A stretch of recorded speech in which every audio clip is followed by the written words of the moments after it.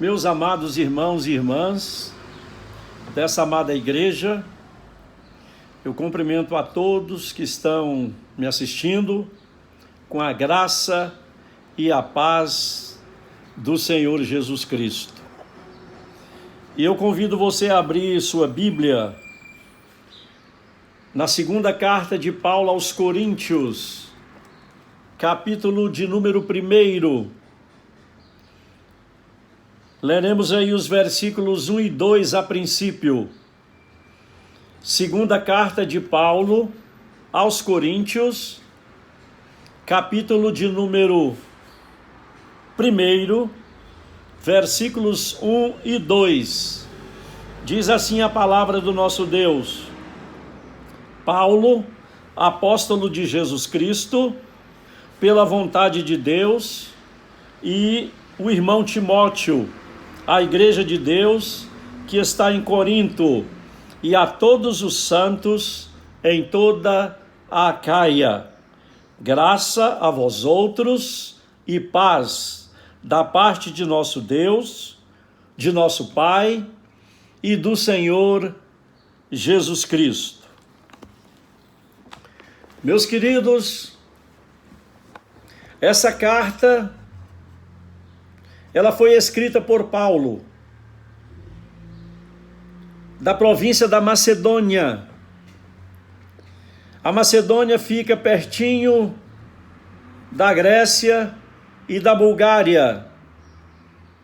E essa epístola ela foi escrita aproximadamente no ano 56 da nossa era, ou seja, depois de Cristo. Essa carta ela é extremamente autobiográfica. Essa carta ela é pessoal. Essa carta é importantíssima para pastores e suas ovelhas.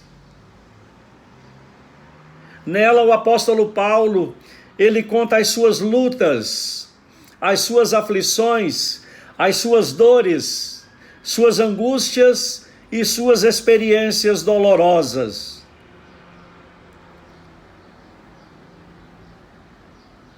Ser um cristão bem-sucedido não é viver uma vida sem problemas, em uma redoma, em uma bolha. Semelhantemente, o cristão bem-sucedido não é viver uma vida, repito, sem problemas.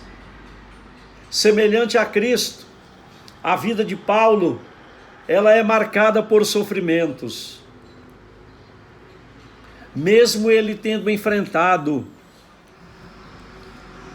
os maiores desafios, as grandes tribulações, esse apóstolo ele tinha um amor, um zelo muito grande pelas igrejas que pastoreava. Nós somos chamados do mundo para o mundo, para sermos luz do mundo e sal da terra. A mensagem do Evangelho, ela deve estar impressa na nossa pele, no nosso DNA, na nossa fala, nos nossos atos e nas nossas palavras. E eu quero ver aqui com os amados alguns destaques do capítulo 1 de 2 aos Coríntios. O primeiro destaque já está aí logo no versículo 1. Paulo, apóstolo de Cristo, a igreja de Deus em Corinto, e todos os santos. Meus amados, o apóstolo Paulo, ele se apresenta no versículo 1 como representante e apóstolo, como enviado do Senhor Jesus Cristo. O apóstolo Paulo, ele foi o menor de todos os santos, ele mesmo afirma, mas ele foi o maior evangelista, o maior missionário e o maior plantador de igrejas. Quando ele diz graça e paz, ele se dirige à igreja de Cristo. E igreja significa ajuntamento e não afastamento do povo de Deus. Na igreja nós nos reunimos para adoração, para o louvor, para a comunhão com Deus e com os irmãos, e também nos reunimos para o estudo da palavra de Deus. Essa igreja de Cristo, ela está em Corinto, na Macedônia, ela está no Distrito Federal, em Manaus, Bogotá, Monterrey, no México. Essa igreja de Cristo, ela está na Nova Zelândia, em Tóquio. Em qualquer lugar onde houver um homem, uma mulher de Deus, aí está a igreja de Cristo. Os santos que compõem a igreja de Cristo, eles foram chamados das trevas para a luz, da escravidão para a liberdade e da perdição para a salvação. Meus amados, Deus não é propriedade de uma denominação. A igreja de Jesus Cristo, a igreja de Deus, ela é transcultural, interdenominacional e universal. A palavra santo, ela vem do grego ágios, e significa separado, propriedade exclusiva de Deus. Todos os crentes e salvos são chamados do mundo para serem santos. A santificação, ela não pode ser adquirida, ela não pode ser transferida, ela não pode ser comprada. Santo significa separados do pecado. Devemos buscar a santificação. Queridos, essa santificação, ela é um processo, e é o Espírito Santo que é o agente da santificação. A santificação, ela é construída pouco a pouco, em obediência à palavra do nosso Deus. O nosso exemplo maior de santidade, o nosso parâmetro, o nosso referencial é o Senhor Jesus Cristo. Porque em primeiro livro de Samuel, capítulo 2, versículo 2, está escrito: ninguém há santo como o Senhor, não há outro fora de ti, não há rocha como o nosso Deus. Todos nós somos pecadores, mas não podemos viver mergulhados no pecado. E Charles Spurgeon faleceu em 1892, morreu novo, aos 58 anos. E ele disse que as ovelhas podem até cair na lama, mas só os porcos rolam. Que eu e você, queridos, possamos a cada dia abandonar os nossos pecados, e Jesus Cristo nos purificará de toda contaminação e pecado. Mas tem aí um segundo destaque, que está no versículo 2, queridos. Veja aí na sua Bíblia: graça a vós outros e paz da parte do nosso Senhor Jesus Cristo. A graça, ela é a causa da salvação, e a paz é o resultado. A graça e a paz incluem todas as coisas boas que acontecem e poderão acontecer a nós, pecadores. Graça vem do grego charis, e significa dom imerecido de Deus. Significa graciosidade, benevolência, favor divino e a soma de todas as bênçãos terrenas. E o mesmo apóstolo Paulo, ele afirma em Efésios 2:8: pela graça sois salvos, e isso não vem de vós, para que ninguém se glorie, a graça é um dom de Deus. E tem também nesse versículo a palavra grega para paz, que é eirene, e traz a ideia de bem-estar, de integridade e também de prosperidade. Um dos textos que eu mais amo, que eu mais gosto, é o de Marcos capítulo 5. Uma mulher sofria há 12 anos com uma hemorragia crônica. Ela gastou todo o seu dinheiro com os médicos e a situação piorava cada vez mais. Certo dia ela ouviu falar de Jesus e ela foi procurá-lo. Ela tocou nas suas vestes e essa mulher foi curada. Mas o que queima o meu coração, o que me chama a atenção, é que no versículo 34, Jesus, além da cura, ele concede a ela duas coisas importantes. E o versículo 34 diz assim: e Jesus disse à mulher: filha, primeiro lugar, que ela recebeu a salvação, a tua fé te salvou. Segundo, ela recebeu a paz que excede todo o entendimento. Vai-te em paz, mulher. E terceiro, Jesus diz para ela: fica livre do teu mal. Meus queridos,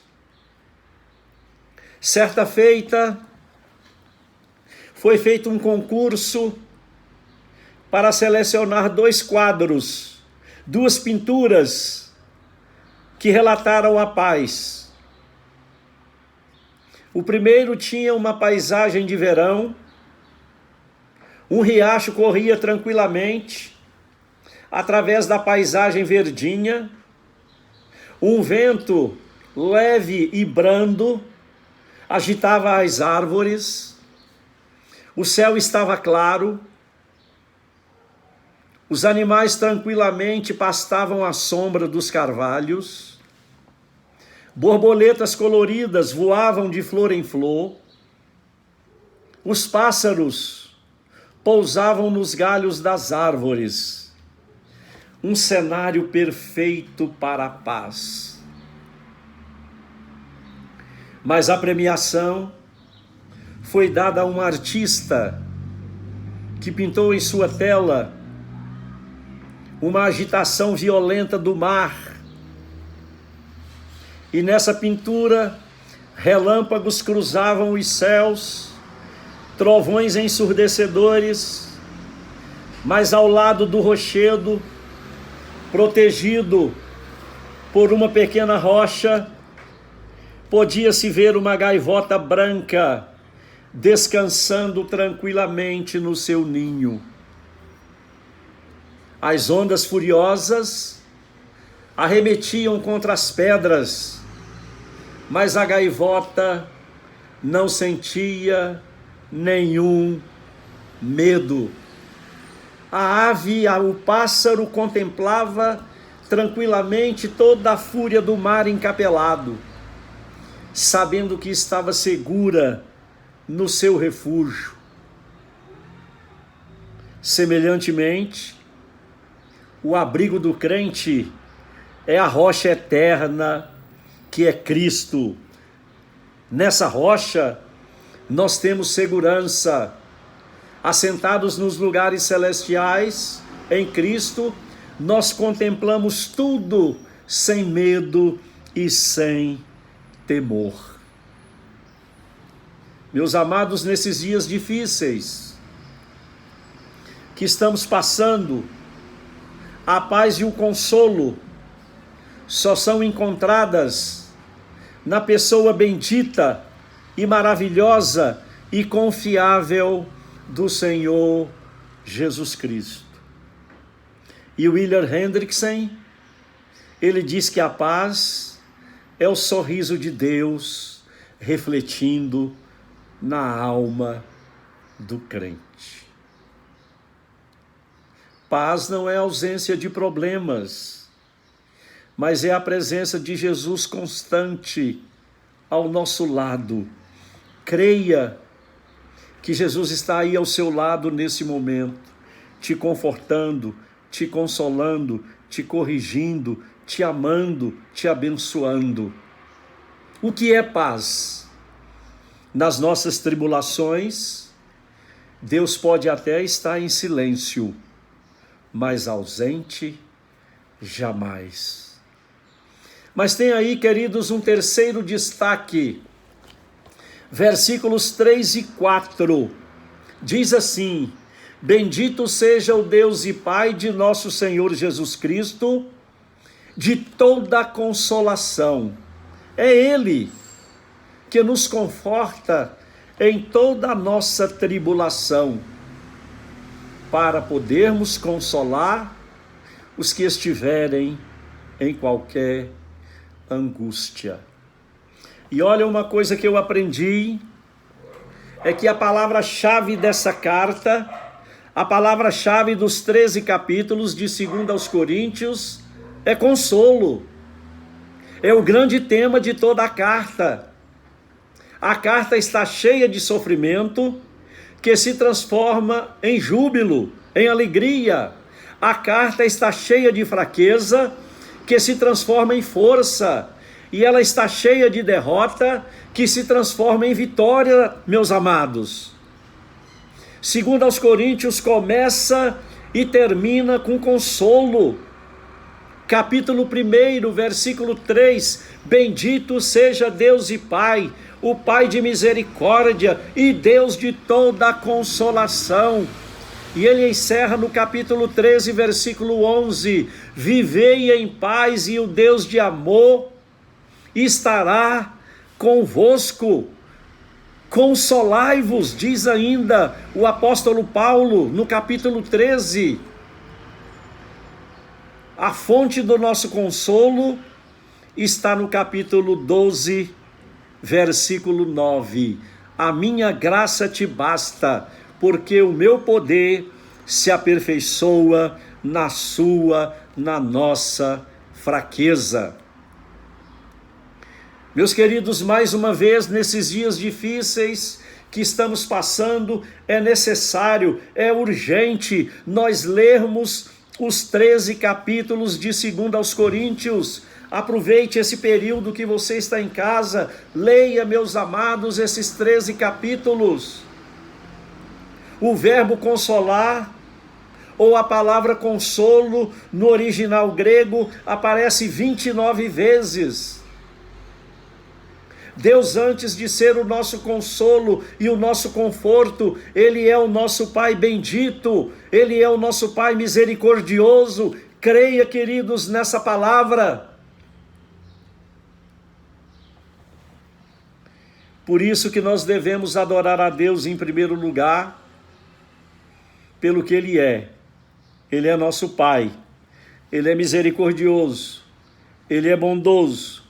E depois nós devemos adorar e glorificar a Deus pelo que Ele faz na nossa vida. Ele nos ama, Ele nos abençoa, Ele nos dá o alimento, Ele restaura a nossa sorte, Ele restaura a nossa saúde, Ele nos abençoa, nos guarda, guarda a nossa saída, guarda a nossa volta, livra-nos de todo mal, de toda enfermidade, de toda pandemia. O nosso Deus, Ele é confiável.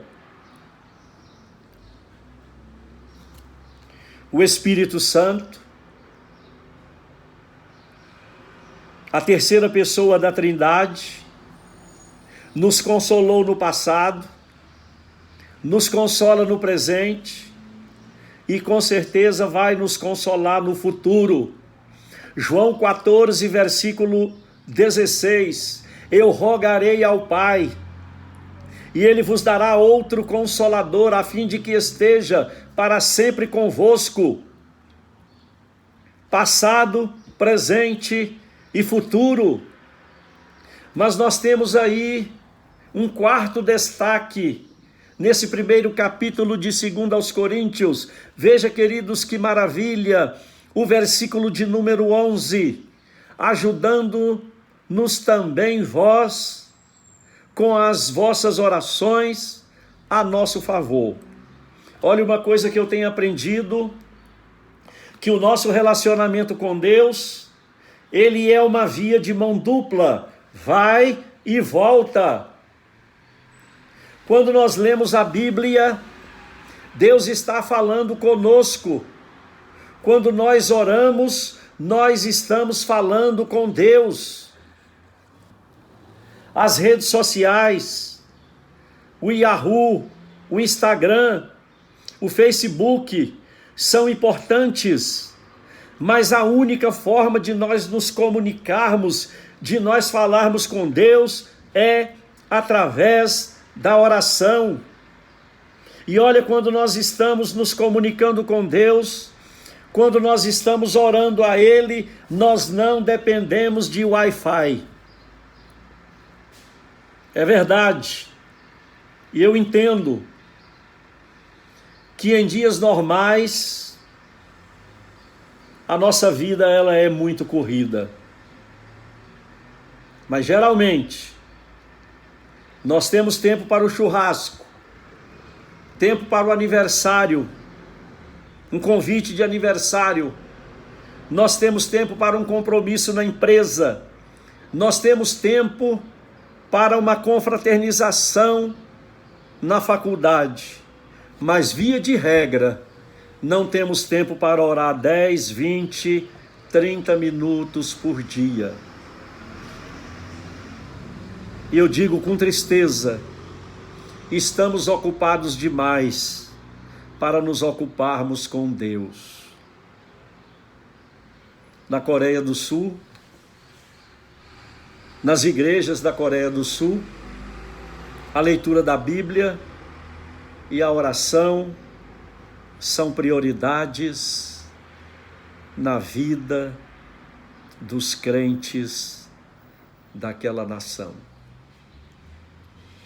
Jesus, ele tinha uma agenda superlotada durante a semana, mas ele não abria mão de estar a sós com o Pai, de estar a sós com Deus em oração. E em Lucas 22, nós lemos: e foi Jesus como de costume para o Monte das Oliveiras, e ele por sua vez orava de joelhos. E o próprio Jesus nos ordena, em Mateus capítulo 6, versículo 6, e ali nós encontramos um mandamento e uma promessa: tu, porém, quando orardes, entra no teu quarto e orarás a teu Pai, que vê em secreto, e ele te recompensará. Queridos, parece um paradoxo, mas até no sofrimento, o crente, ele desfruta da comunhão com Deus. No sofrimento, nós temos o consolo do Pai e podemos contar com as orações dos irmãos e das irmãs que intercedem por nós junto a Deus. E o reverendo Hernandes, ele diz no comentário de 2 aos Coríntios: nenhuma força é tão poderosa na terra quanto as orações da igreja. E a rainha Maria Stuart, da Escócia, que morreu em 1587, e sobre a importância da oração ela disse: eu temo mais as orações desse homem de Deus, John Knox, do que um exército de 10.000 homens contra nós. Meus queridos, concluindo, os céus se movem através das orações dos seus servos. Nós só vamos sair dessa situação difícil, dessa pandemia, e eu creio que nós vamos sair, mas não é através da violência, da força, ou de causar pânico nas pessoas, mas eu confio, nós sairemos dessa situação difícil que o mundo, que a nossa nação está atravessando, é somente através das orações e o clamor do povo de Deus. O crente em Jesus, ele só anda de cabeça erguida, olhando para o alto de onde vem o nosso socorro. Nós só nos curvamos diante do Criador do universo, do Rei dos Reis, em oração. No versículo 11, diz assim, o apóstolo Paulo falando humildemente: nos ajude com suas orações. O maior evangelista, o maior missionário, o maior plantador de igreja, o maior teólogo, agora ele pede ajuda em oração.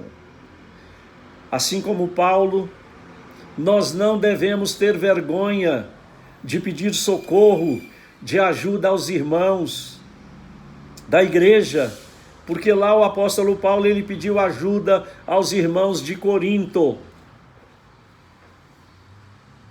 Oração é desse jeito. Você ora por mim e eu oro por você. Podemos até não ter bens materiais, podemos até não sermos ricos, mas um grande tesouro que podemos dar ao nosso semelhante são as nossas orações. Irmão, irmã dessa igreja amada, você pode continuar contando com minhas orações. Somos um em Cristo. Que Deus abençoe a sua vida, hoje e sempre.